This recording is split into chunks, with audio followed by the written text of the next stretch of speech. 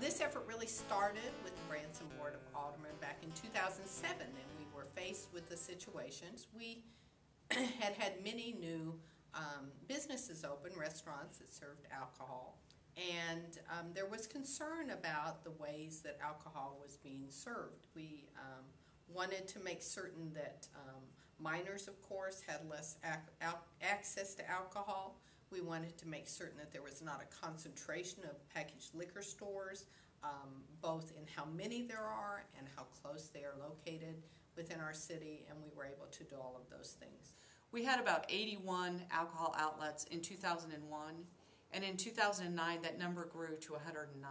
You have to keep in mind that the population of Branson is about 7,000 people. To modify the physical design, they passed local ordinances to restrict the growth of outlet density, as well as to restrict minors' access to drinking establishments. We think it's very important that the person that's responsible actually be a resident in our region, and so we've required that.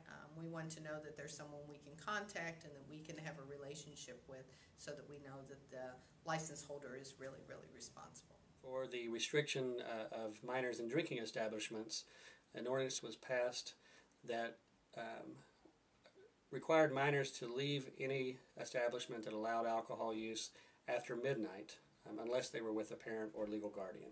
Required that our servers, who had been required to be trained once every 3 years, we're lowering that to once every 2 years.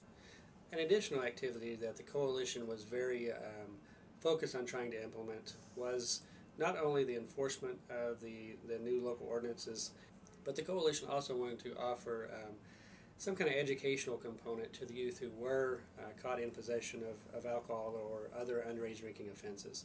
So they began working with the Taney County prosecuting attorney and developed a graduated sanctions program. Those minors who it's their first underage drinking offense are offered the opportunity to go through an educational program in lieu of a criminal record. Gosh, I just am so proud of the way our community has rallied together. And so I see going into the years ahead that we will have more and more successes, and those are something that I know that we're all proud of, but in the end what we're most proud about is the difference that we